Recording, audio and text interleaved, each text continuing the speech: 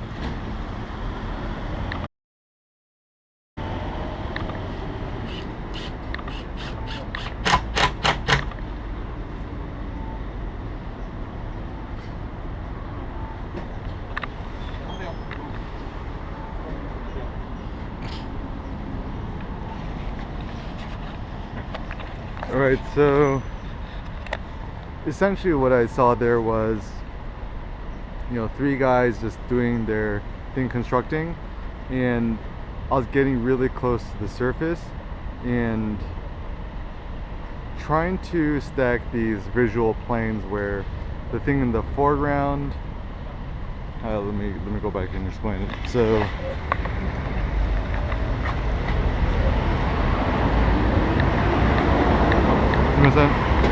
so essentially had this in the foreground and then crouched down lower to stack their heads on top to make some sort of fun visual game. So kind of realized with the scene you had to figure out where to stand in order to make interesting layers. So sometimes they have a material like this, you crouch down and looks like you're photographing people from the depth too. So you know, a little bit hard to explain. Construction scenes are good to shoot because people are picking up all these different materials. Also, my suggestion is on one side, the light looks so good. All these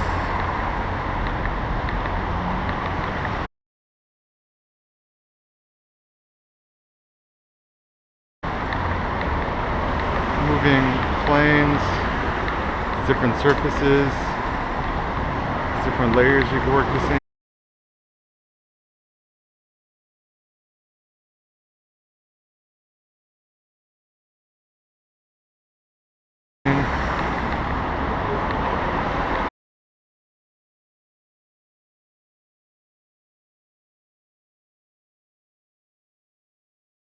So exciting. Oh wow, the light looks so nice too.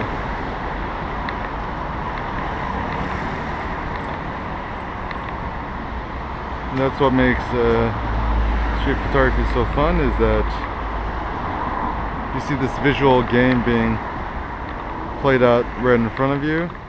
And I love it, especially when people are picking up these little cardboard things and it's kind of obscuring and covering up their faces. And the reason why I like to call this the lingering technique, or the working the scene, is that often you don't know what the best scene is going to be, and the best thing to do is just kind of hang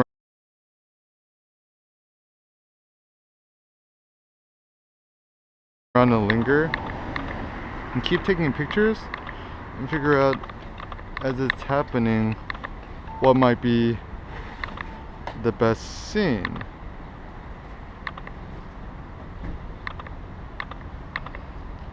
And street photography is exciting because you don't know what the best shot is going to be until it happens or you see it.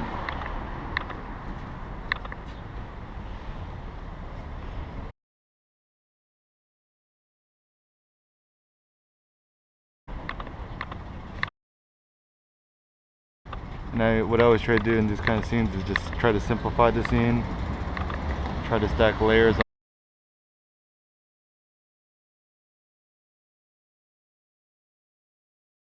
on top of layers.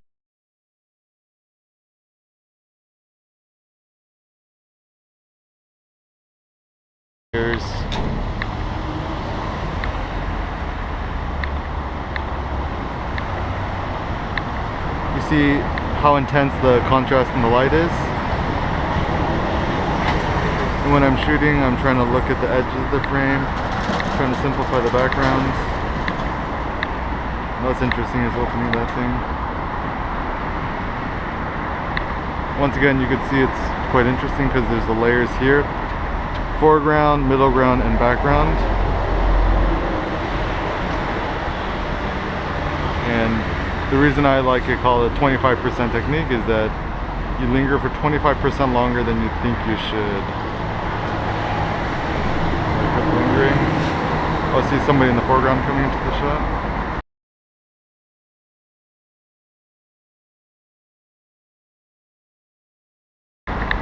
And then try to shoot again in the foreground.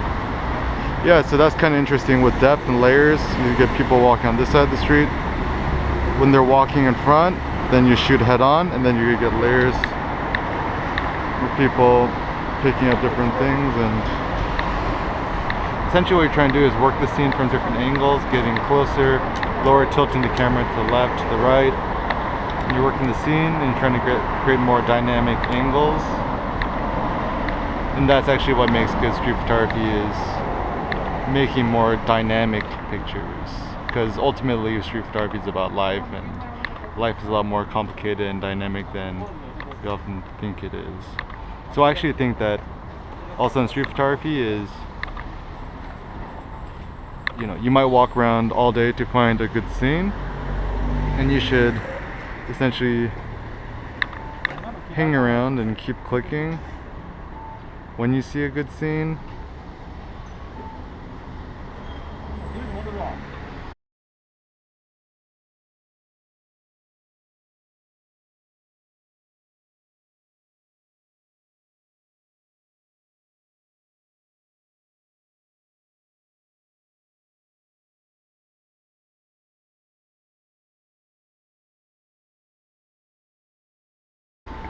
Alright, that's pretty good.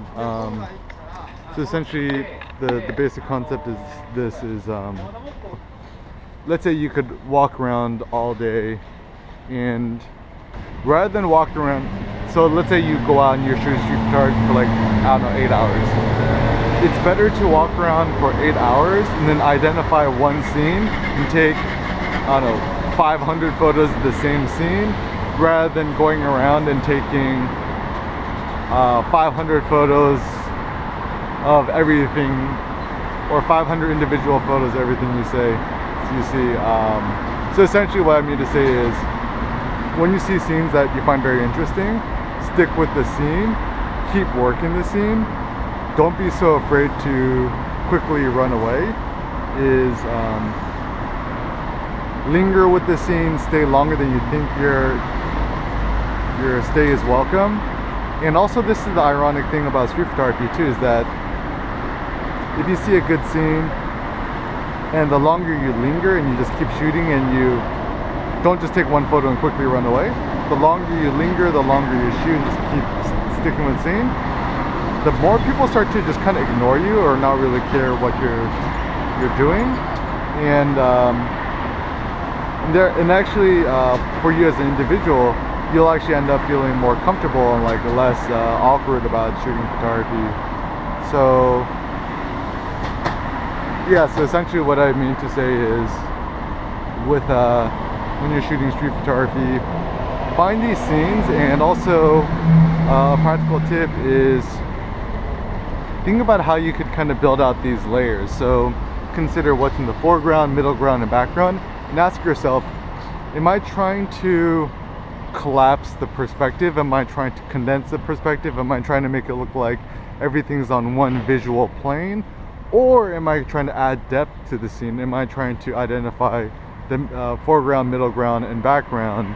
And this is like, if you think about shooting layers, Alex Webb, Konstantin Manos, and Nikos Ekonopoulos, I can't pronounce his last name, but what they do really well is they built layers in their photos by, once again, getting very close to what they're shooting, focusing on what's furthest away from them in the scene, so generally what's in the background, and trying to get people really close to them, actually out of focus. So some practical tips is, yeah, just get really close, put your focus on what's really far away in the background, and just wait till people get in the foreground, or try to reposition your body and yourself so you could be standing at a location which allows you to shoot head on. And also, when you're shooting scenes like that, I would actually recommend treating it almost like some sort of like visual game where you have all these different puzzle pieces, and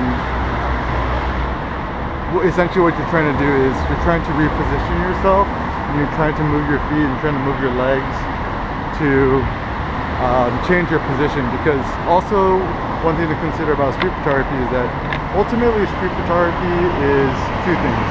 It's position and it's timing. So it's where are you standing in respect to your subject, and also when do you put the shutter. So that's timing, because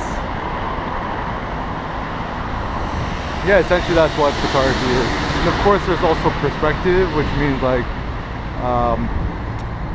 are you know, what position is the camera? Is the camera or the lens at eye level with people? Are you crouching down? Are you photographing from a lower angle looking up? Are you at a higher angle, like, you know, up there? You're on the overpass up looking down. So kind of ask yourself, what perspective am I shooting at, and where are my subjects in respect